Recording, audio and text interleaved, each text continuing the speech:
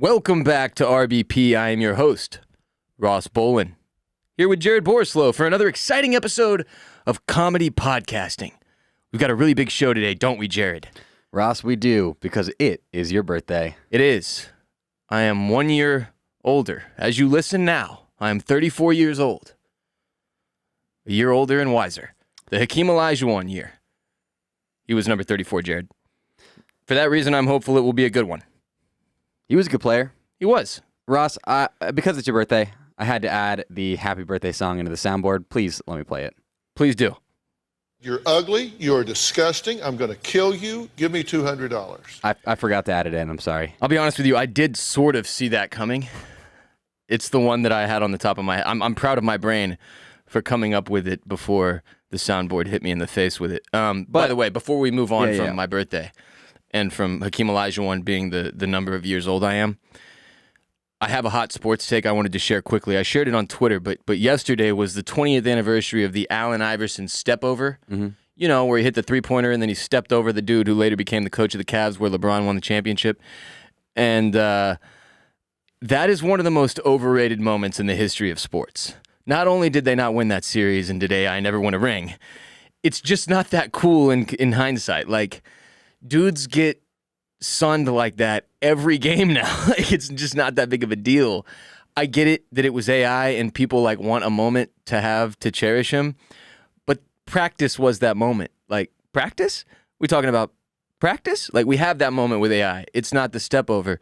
It's practice. So we don't have to do the 20th and the night. It feels like we celebrate this every 3 months, the Allen Iverson step over, and it's just not necessary anymore. Back to you, Jared. So I may have punked you with the birthday thing. However, yes, there is a soundboard thing for your birthday you will appreciate.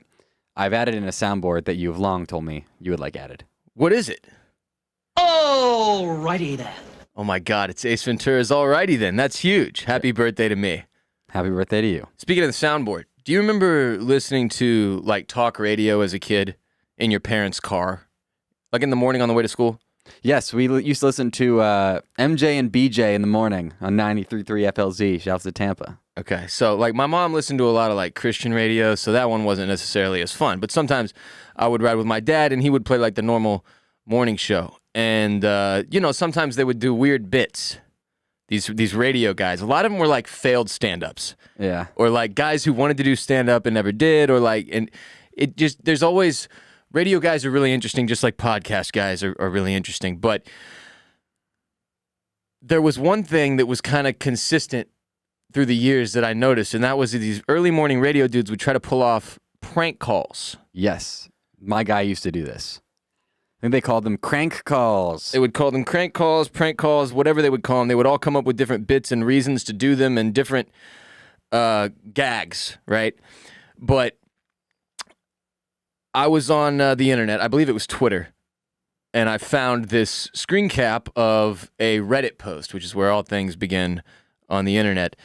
Has a little bit of everything all the time. And it's a post about a radio prank call that went viral that I wanted to share at the top of today's show. Mm-hmm. It's from Casey88. It says, I have no idea what radio station this was on, as I was only a kid, but they used to do prank phone calls. I have little to no recollection of many of them, except this one, as even as a kid, I could tell it was just wrong. The radio host rang up a woman and advised that he was the manager of her husband's company, and he was very sorry to tell her that he had been involved in an accident with some heavy machinery, and it had resulted in his death. As you would expect, the woman was beside herself with being told her husband had just died.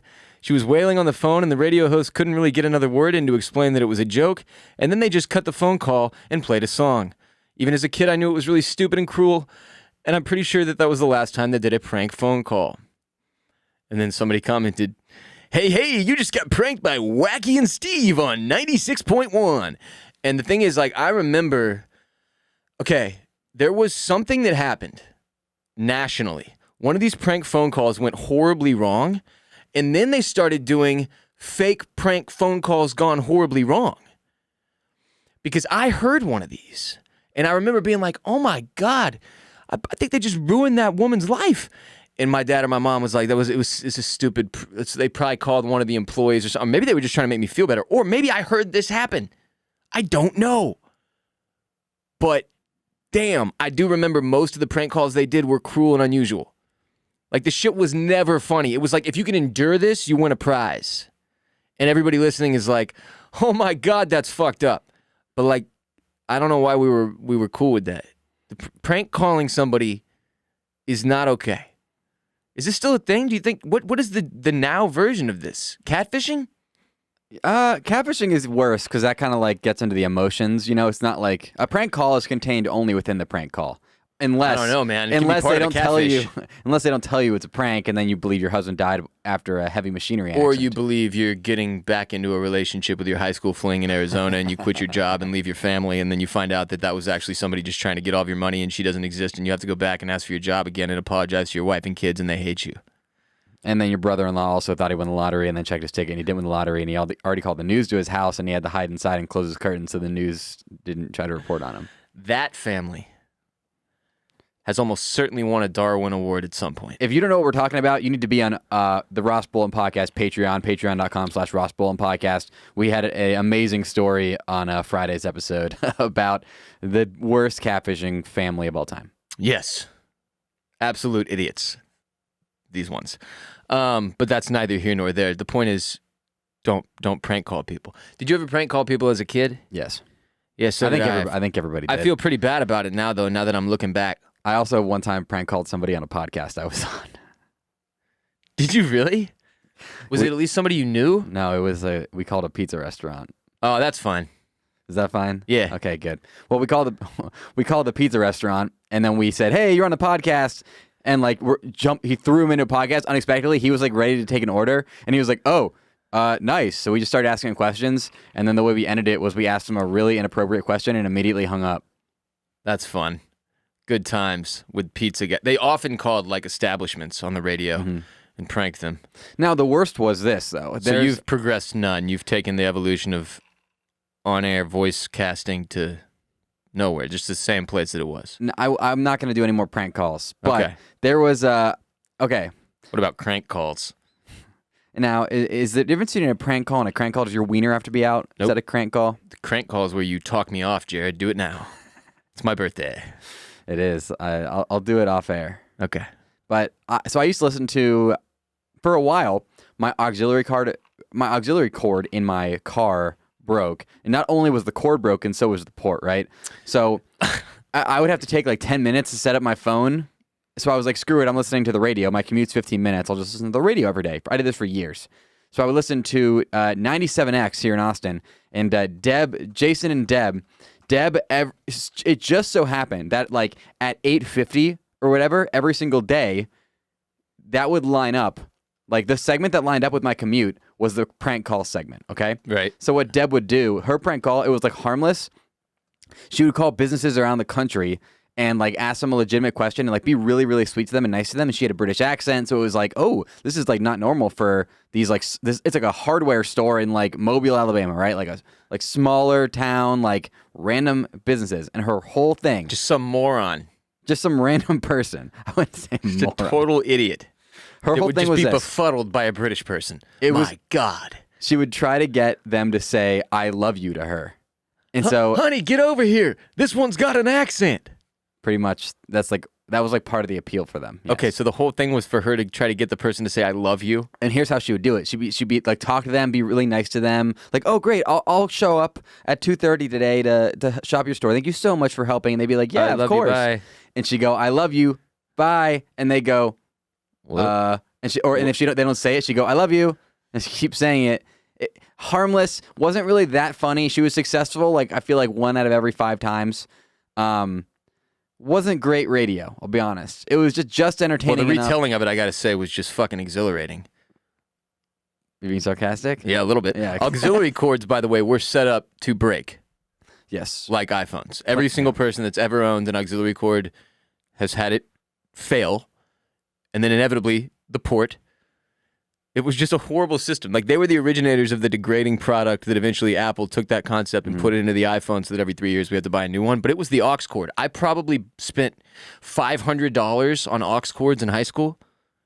Yeah, it's called planned obsolescence. Same thing with light bulbs. Planned obsolescence.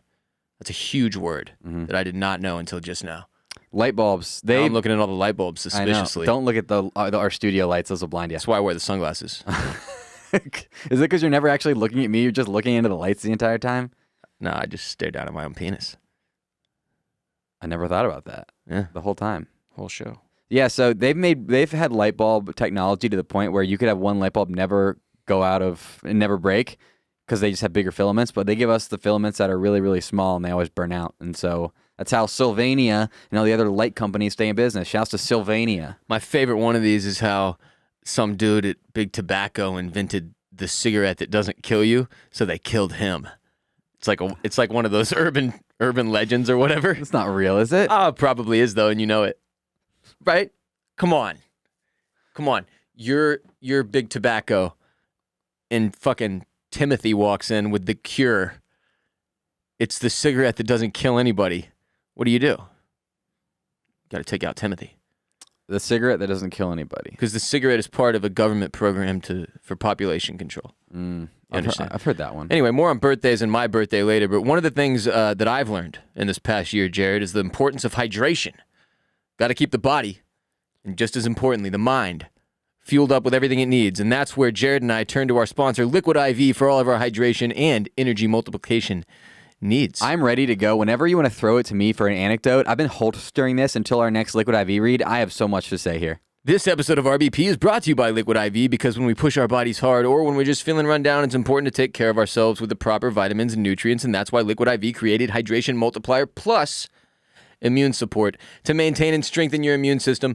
Jared, we've spoken for years on their Hydration Multiplier, their Energy Multiplier, and now they have their Hydration Multiplier Plus immune support, which has never sounded better, frankly, than it does right now. The Hydration Multiplier Plus Immune Support is a cutting-edge blend of vitamin C, zinc, and Wellmune in convenient single-serving packets to help strengthen your immune system.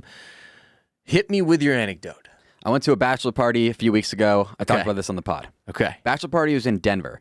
I am known as a altitude sickness guy. Rocky Mountain High. Rocky Mountain, that's the altitude sickness is the real Rocky Mountain High. That John Denver's full of shit, man. Mm-hmm. So I was like, you know what? The reason why I get altitude sickness is because I forget to drink water when I'm at altitude. Everybody knows. You don't drink enough water. Yeah. Altitude sickness is inevitable. Now, I was like, it's going to be hard to convince myself to drink more water. It's just harder to do. But what I can do is make the water that I do drink extra, extra watery. Liquid IV. Liquid IV. So I brought 2 massive bags, actually, of Liquid IV for the entire bachelor party because I was like, you know what? Wow, just like the ones behind you? Just like these ones. So I bought 2 bags for the entire bachelor party. Ross, they made it 36 hours before all of them were gone. Because everybody was like, oh my God, this is amazing. Number 1, it tastes great. Number 2, I'm getting hydrated. I don't have to worry about altitude sickness. I should have brought 5 bags. You know why you don't have to worry about getting hydrated?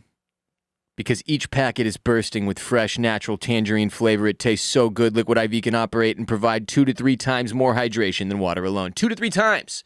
So you take one of the sticks, rip open the top, pour it into your water, stir it up, shake it up, do your thing. 2 to 3 times the hydration, Jared. Yes. I did not get altitude sickness once the entire time. I literally started drinking Liquid IV the second I got there. It was amazing. I highly recommend it. If you're going to Colorado or any high altitude place, get Liquid IV, bring it with you. Best altitude sickness prevention thing I've ever personally used. I can speak for it. I can vouch for it. liquidiv.com or liquid-iv.com No, it's just liquidiv.com. Right? Is it? Yeah. liquidiv.com, code Ross, 25% off anything you order. I drink them before work recordings, before runs, before workouts to make sure I stay hydrated and healthy on the day-to-day, giving my body the tools it needs to fuel the beast. Get your Liquid IV's Hydration Multiplier Plus Immune Support in bulk at Costco or order online and get 25% off when you go to liquidiv.com and use the code Ross at checkout. Again, 25% off anything you order when you get better hydration today using promo code Ross at liquidiv.com. So I watched Bo Burnham, comedian Bo Burnham's new Netflix special titled Inside. Not to be confused with Bo Bergdahl, the subject of Serial Season 2, the AWOL soldier. Correct. Bo Burnham. Jared, you've seen most of this now, right? Inside? Probably 80% of it. I don't think it really matters. There's not really any way to spoil this. It's not like a spoiler type of thing, really. Now, I remember Bo Burnham as a stand-up several years ago. What I didn't know is that he'd walked away from performing due to panic disorder, having debilitating panic attacks on stage, and I didn't realize he was the nice guy in 2020's film Promising Young Woman. He is now broken into full-blown acting. Point being, I went into this Netflix special Inside basically blind. I hadn't heard shit about it. And as I mentioned on the show recently, I hadn't really been watching stand-up because the experience of having so many of my favorite comics get exposed as creeps or criminals messed up that world for me temporarily. So I clicked on it out of nowhere, eating lunch with Jared. And it was the top of the thing, the top banner on Netflix or whatever. And frankly, the cover image got me. And I watched the first 10 minutes and I turned to Jared like, holy shit, this is good. And I watched the rest of it later that night and holy shit, it was good. I'm not sure anyone can or will do a better job of encapsulating the mental health experience of this past year, living through the pandemic like as a lonely white douchebag. And here's the thing, it isn't really stand-up. It's a one-man show, directed, written, and performed all by himself. In one little room. To the point that you're like, halfway through, you're like, okay, but did he really do this by himself? Like, I was like, do you think like there was one other guy or girl? You know what I mean? Like, it is amazing that he did this alone.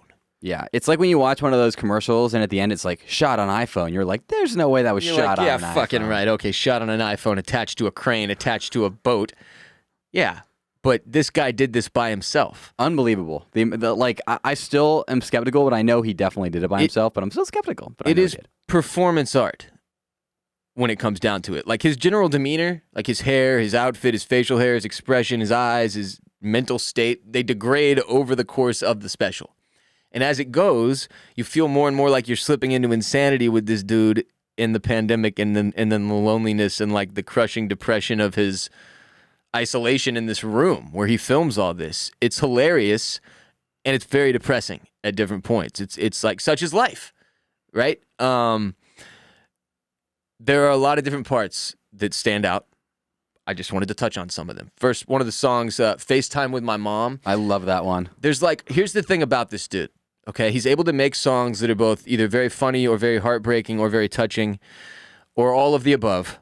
But the songs are not just catchy, like annoying. Like when I look back to like musical comedy, I think of like Adam Sandler and Weird Al Yankovic, okay? And Adam Sandler was making like original stupid songs, but not ones that you would really jam. Yeah. And like Weird Al was taking existing songs and turning them into funny things. So it was like not really fair.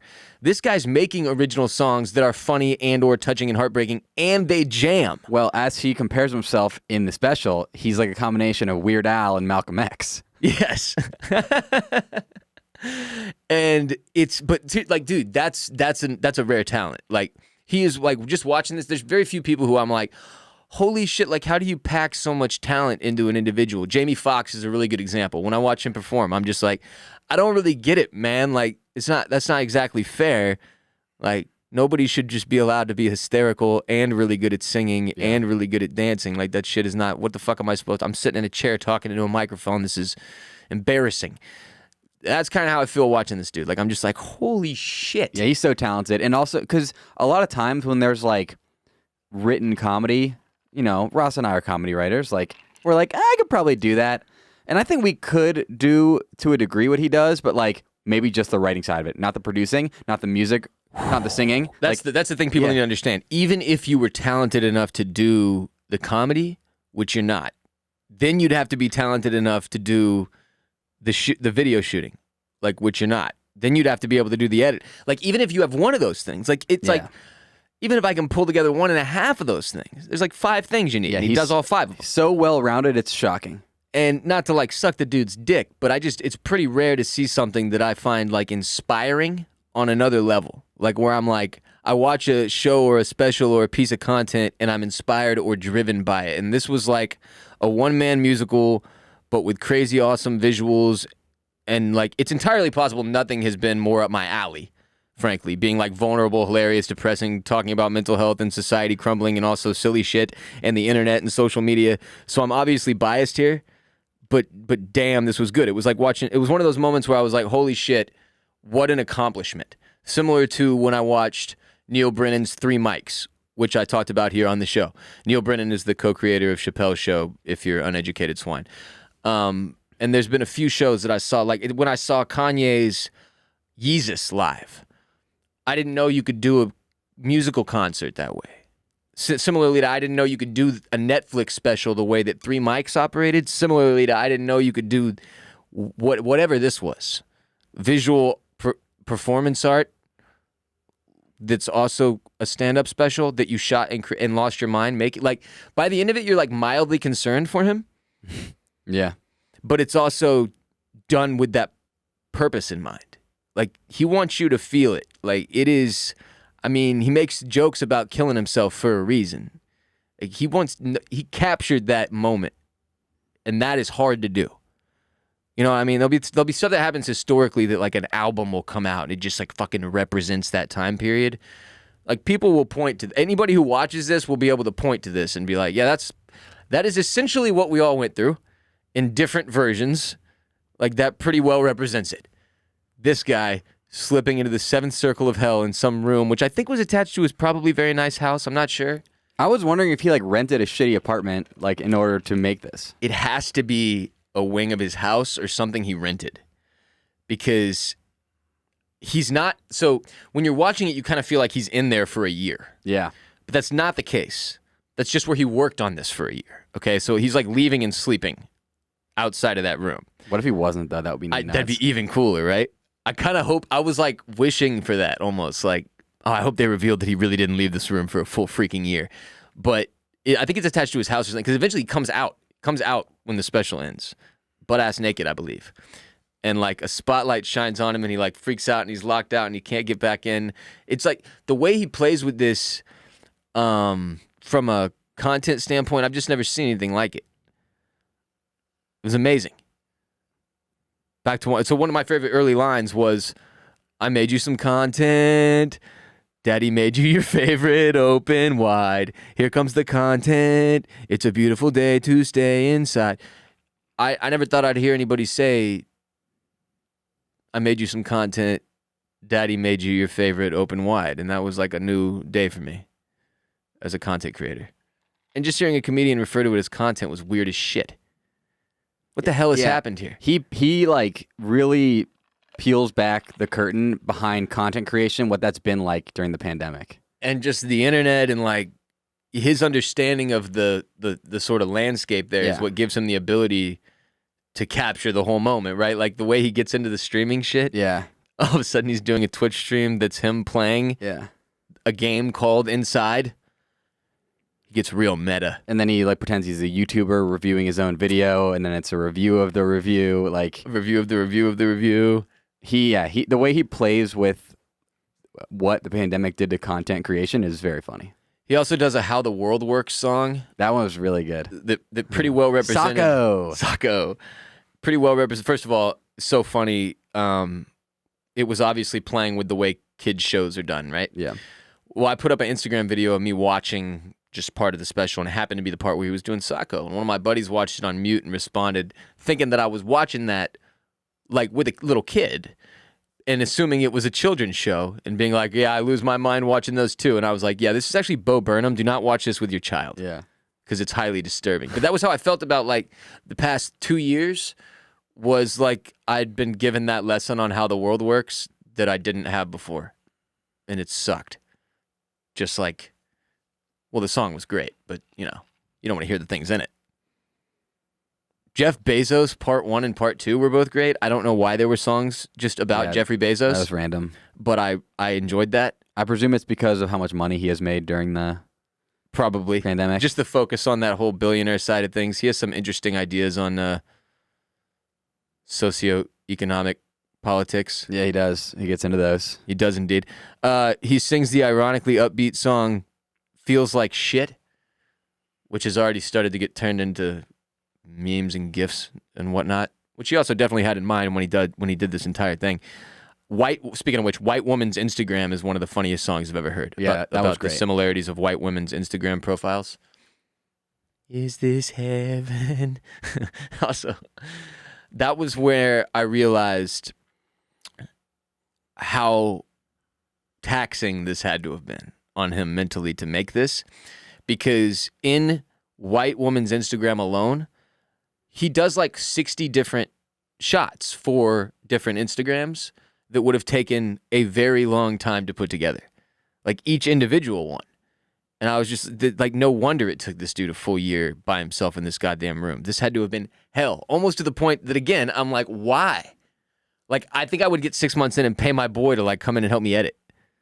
And to just be like, I'll give you double if you never tell anybody you were involved so that I can say I did all of this by myself. Speaking of which, he has his birthdays. Speaking of birthdays, he has his birthday during the special, turns 30, like while he's filming it. And it's incredibly depressing on purpose. The most depressing thing for me about that is that he is only 2 years older than me, and he is so unbelievably more talented and successful than I will ever be already. Oh, we'll get to that, baby. The song ends with him stating that he will commit suicide when he is 40, but then he urges viewers not to kill themselves despite confessing that he would do so if it were temporary, which is like, I feel like a thing stand-ups feel they have to do is talk about suicide. I don't know if it's because so many of them are depressed, and if you're depressed, you have to make jokes about killing yourself. But, like, it's just odd to me. Louis used to do this a lot and just analyze the concept of suicide with comedy. And I'll say what he does with the, like, but if I could kill myself for, like, 16 months, I would do it right now. That's a funny version of it that I haven't heard before, so I guess that's whatever. What else happened? Welcome to the Internet, which is where he gets into like... I loved that one. It reminded me of the Chappelle Show sketch where he goes to the mall, which is like the physical version, the manifestation of the Internet. But a little bit of everything all of the time is basically what social media has done to us, and it's just the worst. It's called, they call it focused distraction. It's the idea that you can go on your phone and every single... Let's say you're on Reddit or Twitter. Each single thing that you scroll to is one time you're reading about Bitcoin. The next time you're reading about the Astros. The next time you're reading about... A dead 9-year-old. A dead 9-year-old. The next time you're reading about a new bike that just came out. Like, it's this idea that your brain's just like, what the shit, guy? So because your brain is taking in all this different shit, it's like your brain's less likely to remember any of it. I want to task. This is something that's really interesting for me. I read the book How to Break Up with Your Phone last year after my screen time went over 7 hours a day. It's still high, but I'm trying to be more cognizant and slowly kind of be on my phone less because for work I have to be on it, which makes me tell myself, oh, it's totally fine, bro. Like, it's for work. Why are you doing this to me? Well, sorry. Here's what I want you to think about, okay? Next, if you're somebody who scrolls Reddit or scrolls Twitter or scrolls TikTok, I want you to, after you're done, once your session is over, I want you to go, what are 3 things that I just watched or read or looked at? 3. Well, but now you're conscious of it, so the next time you scroll, you're like, okay, I got to remember 3 of these fuckers because when I get to the end. But the point being, it's you rarely remember. Bro, I've scrolled Reddit for an hour and then didn't remember a single thing that I read. And I was like, what would have been a better spending of my time? So yesterday, literally, anything. Instead of doing that, I read a magazine, and I can remember some of the things I read, and it felt kind of cool. I'm happy for you. Thank you. And I'm not saying that if you're somebody who does this, you're bad. I do it worse than you, and I probably am one of the worst people at this in the world. I'm just trying to be better about it because I'd like to not waste all my time doom scrolling 24/7 forever. Doom scrolling. That's a good term. Mm-hmm. I also appreciate his stance for like just white dudes everywhere who feel stupid still voicing their opinions because, like he puts it, we've had the floor for 400 years so that I don't have to make that joke or reference it in any way, and I can just move forward talking into the microphone, 40 hours a week. It's like the end of the Sacco sketch. Yeah, exactly. Anyway, here's to hoping Bo Burnham isn't a racist, sexual predator, QAnon follower. He's set to play Larry Bird in an upcoming HBO series. So he's on track to become the person on Earth I envy the most. Maybe I should root for his cancellation. This episode of RBP is also brought to you by Cuts Clothing. Fellas, the sport of business means demanding excellence from your craft and your wardrobe. Your fits need to be versatile, blending timeless style and comfort so that you look as good as you feel. And for that, there's Cuts. Cuts Clothing. They took a classic men's fashion staple, the plain tee, and they refined it, combining premium quality with a minimalistic aesthetic. They got cut shirts, polos, hoodies, crew sweatshirts, and they're made for the man who works hard, plays hard, never settles for less, all in the sport of business. Jared, I'm wearing one of their t-shirts right now. I wear them several times a week. I've also got their hoodies, and they've got a hoodie that's like between a full-blown hoodie and a t-shirt. It's like a t-shirt hoodie. Those are awesome. It fits you well, Ross. For people who are listening, what size do you get? What are your measurements so you can help them out? They're definitely athletic fitting. They're well cut, if you will, very well cut. So I get a medium for the t-shirt, and if you want something that fits a little baggier, you definitely want to size up in cuts, but they're amazing. In 2016, Cuts founder Stephen Borelli set out to create the perfect t-shirt, one that complemented every occasion, and that's kind of the thing here. You can wear them to the bar or a restaurant if you live in a more casual city like Austin, where all restaurants are pretty much casual. It's awesome because I can wear cuts anywhere. And for a guy like me who does not dress up for work on a daily basis, it's something that I can just pull out of the closet without having to put a whole lot of thought into it, grab a color, whatever Cuts color I feel like wearing that day, and build my outfit around the rest of it, and I'm good to go, which is great, especially if you're trying to save time and look good. So it's the perfect t-shirt accomplished. Get 15% off your first order by going to cutsclothing.com/RBP. That's cutsclothing.com/RBP for 15% off the only shirt worth wearing. Let's talk about birthdays. Because the birthday is a simple enough concept. It's the day you were first brought forth into the world, born as a baby. Celebrated annually, once a calendar year, every 12 months. But what exactly are we celebrating? Is it your continued ability to draw breath? Or the miracle of procreation? I think it's kind of like the collective ability of everybody that you know, everybody that's around you, to keep your ass alive for one more year. That's what I think we're really celebrating. You touched on this earlier, but the age where you notice people your age or younger doing spectacular things like athletes, Olympians, activists. Who was it that you mentioned? Bo Burnham. Oh. Was that the... He's 30, I'm 28, and I'm like, and that's what made you think about how you haven't done anything. Yeah. Well, that was stupid because he's 3 years younger than me, now 4, you jackass. And it's upsetting because you're like, damn, I haven't done diddly with my life by comparison. Well, now I'm the age where you've made peace with the fact that we all, like all human beings, have different story arcs, and it's not an indictment against you when someone your age or younger has accomplished the unbelievable, is what I told myself watching Bo Burnham. But 34 years, man, I'm definitely not a young person anymore, and that was the hardest of the 34 I've done, too.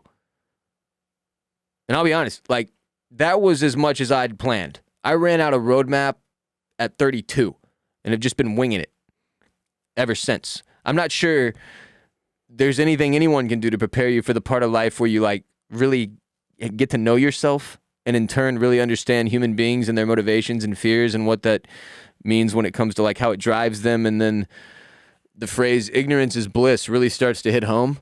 But that's just like continuing to grow up. And I think the important thing about birthdays for me is recognizing what you went through the last year challenge-wise and recognizing what your challenges are that you're facing currently. And for me, I think one of the challenges I face currently is like making peace with the world instead of being disgusted by it or angry with it constantly. It's like that.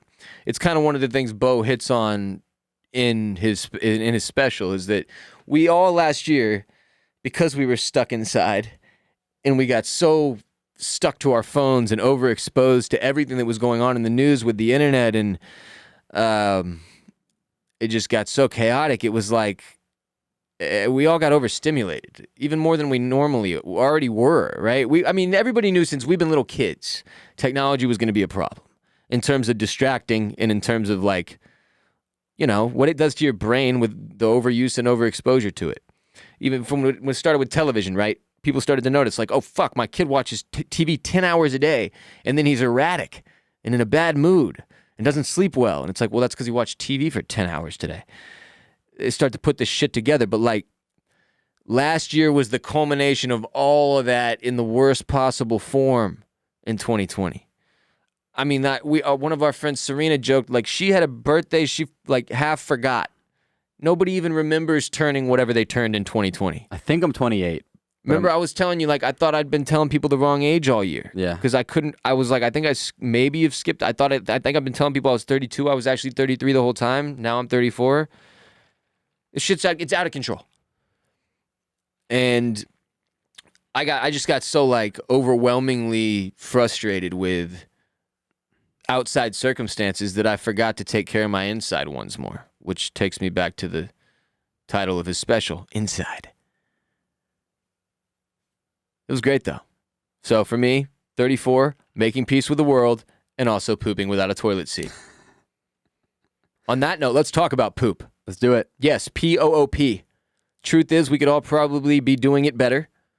A lot of you are disgusting. You talk about how you light up your toilet all day. You tweeted us about your diuretic implosions. They talk about that and they go, and boom goes the dynamite. And the fact is, 2 out of 3 Americans live with digestive discomfort, bloating, prolonged fullness, and poop issues. Enter our newest sponsor, Jared.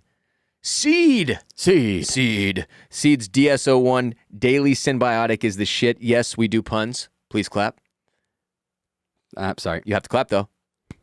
That's right. Their Daily Symbiotics proprietary formulation consists of 24 clinically and scientifically studied strains proven to support digestive health, including healthy regularity and ease of bloating, healthy stool hydration and ease of evacuation, and gut ease from occasional gastrointestinal discomfort associated with increased intestinal transition time. Here's your translation. Smooth poops, day in, day out, like clockwork. That's what we all want. That's the goal, and that's what Seed can help you with. Well, Ross, as you know, because I talk about it all the time, I take Seed every morning. You do. I have this. It comes in this awesome little green, like, recycled glass container. It's fancy as hell looking. It's not what you would expect. It's very, very fancy. It's really looking. not what you would expect. You take out the pills. There are 2 layers. They have one layer. It's like a delayed.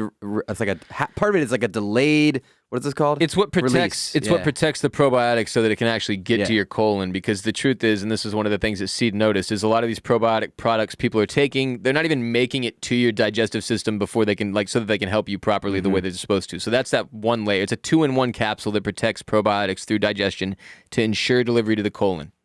Ross, I'll tell you right now, your boy's getting more regular in the poop department. Ooh, got to get that delivery to the colon, Jared. You've got to. I like it a lot. Super easy. You just wake up. I have it set in my phone. I says, take probiotic at 10 a.m. I take it on an empty stomach, chug it down with some water, and that's all I have to do. Symbiotic. It's a broad spectrum 2-in-1 probiotic plus prebiotic. You love that.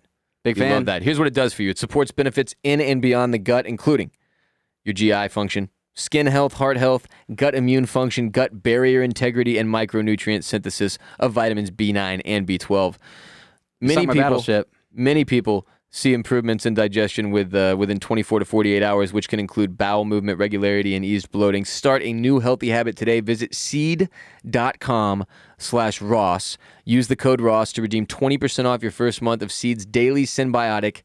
Throw out that garbage probiotic you've got. Yeah. Go with seed.com/Ross. Use the code Ross. Support the show. Support your tum-tum. Ross, you know what the kids are saying these days? And your mind and body and spirit. What are they saying? Seed! What a dumbass.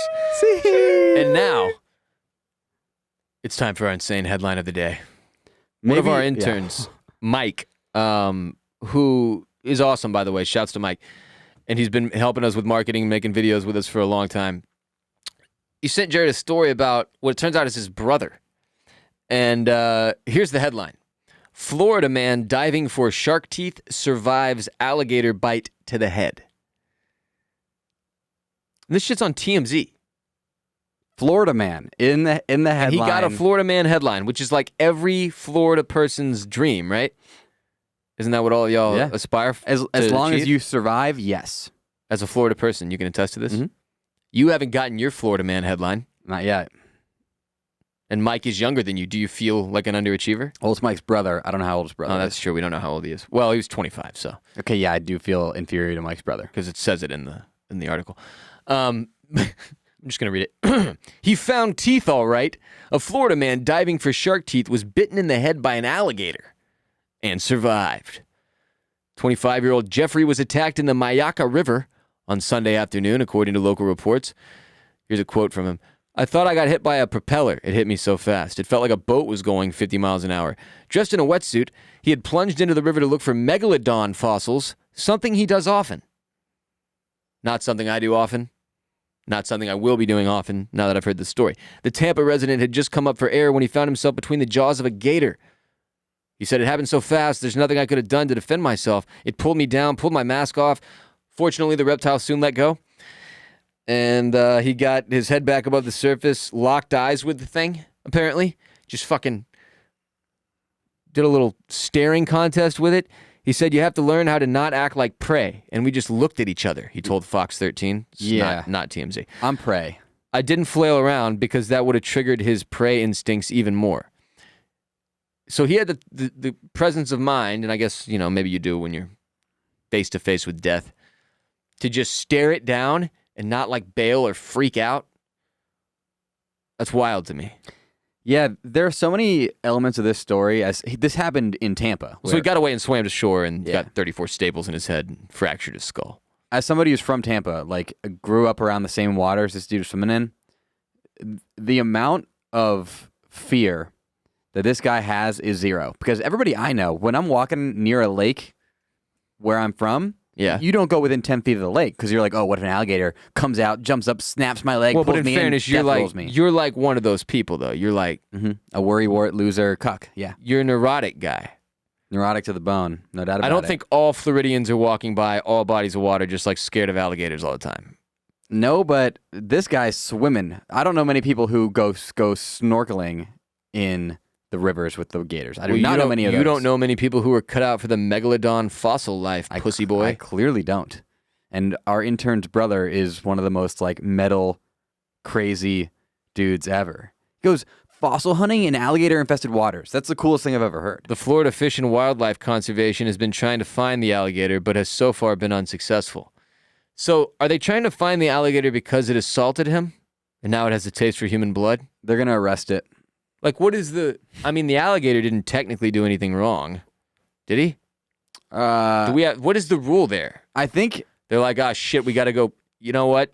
Steve the alligator, 3 strikes, that's it, he's out. We got to go pull him out of the lake. We got to take him in. He's got to do time. They kill every alligator that attacks a human. Yeah, or a dog. Yes, they do. They'll hunt it down and kill it.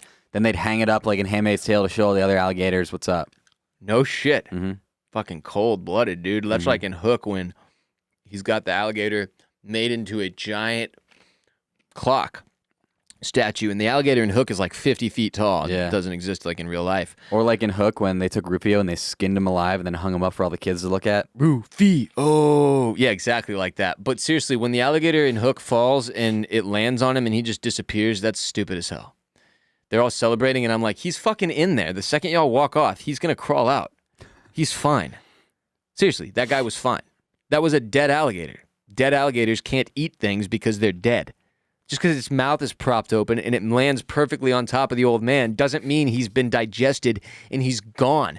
They celebrate. Peter Pan flies off back to fucking New York City or wherever he lives and just forgets about the Lost Boys. Guess who's going to die in droves when Hook just crawls out later that night? The Lost Boys, who have now been truly lost. Do you think if the alligator had been taking seed, maybe its digestive system post-mortem would have been strong enough in order to digest Hook? I hope so, Jared. One of the things I want to do as a 34-year-old is take better poops, and seed is the key to my journey. Seed.com/Ross, code Ross. I take it every day. I'm not kidding. Some people are like, you guys have never done this before. You did a read, and then you did a segment, and then finished the read somehow, and you're goddamn right. Goddamn right. Happy birthday to me. Emily Ratajkowski as well. Also to Connor King on June 9th. And Griffin Knox coming later in June on the 20th. Happy birthday to Kanye West. Tomorrow. Tomorrow, seriously. Tomorrow? Kanye's birthday. June 8th. Wait, how old is he going to be? I don't want to know. Damn it. I'm going to look it up now. My guess is 40. I think I'm going to guess it's Kanye's big 4-0. You really think so? No, he's already 43, brother. He's going to be 44 tomorrow. Oh my, wow. 44 years old, the big 4-4. God damn. How old is Jay-Z? 51. 51 years old. That's weird. I always picture them as all being in their 30s still. I think I still remember him rapping 30's the new 20, which makes me old as shit. If I... It was 21 years ago. Do you look forward to your birthday still? I mean, yeah. Is it one of those things where you're like, you get stoked for it? I only get stoked for it because it's like I know that nobody can say anything whenever I do what I want to do. That's really what it is. So like it's Ross, a day of freedom where Yeah. you get to do whatever you want to do. so like if you want to after this episode, I take me out literally back forfeited and that spank this my year. tight little ass, then it's your birthday. You can do it. Okay. I'll keep that in mind. It's definitely not something that I look forward to anymore. It's like I've had to check in so fucking much the past 2 years with myself that I don't need this day for that anymore. So it's really just like responding to text messages from people who normally don't hit me up, which is mildly annoying. But thank you all for the birthday wishes. It means a lot. I really appreciate it. By the way, speaking of people we really appreciate, I want to say again, thank you to Mike and Cade and all of our other interns who have helped us over the past couple years. Y'all are all amazing. Jared and I have been finding more of you who can do video work. And what is the means by which you would like people to... Email me, jared@rossbolenpodcast.com. There you go. If you have video skills, we don't unfortunately have the time and energy and effort. Yeah, you need to be an experienced video Yeah. editor. And Prerequisite, already if have you the skills. cannot look at our Instagram and go, I could make every single one of these videos, then unfortunately, yeah, not the position for you. But if you do have video skills, we appreciate you. Holler at jared@rossbolenpodcast.com with an email and come officially join the RBP gang. Help us out a little bit. We can always use more hands on deck when it comes to creating marketing materials and clips from the show, and that's what you would be doing. So, jared@rossbolenpodcast.com. We've got ad-free Friday episodes on patreon.com/rossbolenpodcast as always, and mental health minisodes are a new thing on Patreon if you were not aware of that. Twice a month I do a mental health minisode.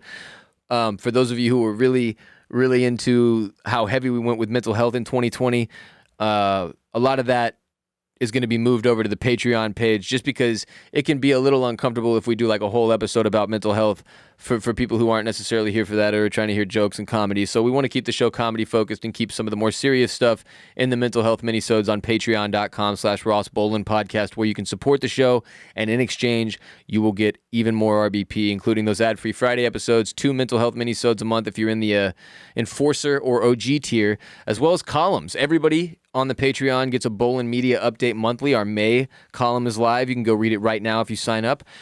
See what's going on with the company, how the last year's gone, and where we're going from here. Columns written by Jared and I, some funny, some serious. If you're in the Enforcer or OG tier, you get all the columns. If you're in the RBP gang tier, you just get the monthly update column. But yeah, patreon.com/rossbolenpodcast for more. Jared, what is it? Billy and the Bone Man. Billy and the Bone Man. Mm-hmm. Yeah. Mm-hmm. Uh-huh. And that's all I have to say about that, Jared. So what are you doing for your birthday tonight? I really don't know. Oh. Yeah. I literally have no idea. So. Well, But you already knew that because we talked off mic, which makes it a strange question. I forgot that's what it was. Yeah, because Yeah. now I clearly didn't know either. It's a chain reaction. Yeah, it is. It's one of those moments where if the soundboard was in front of me, I would have hit something. Alrighty then. Thank y'all for being here with us today. We appreciate you. We'll be back on Wednesday with another episode, and until then, stay safe, enjoy yourselves. Go watch that special. Listen to RBP. We've got a TV and film podcast as well, Oysters, Clams, and Cockles. Play me off, J-Bone. Play me off. Congratulations to Japan.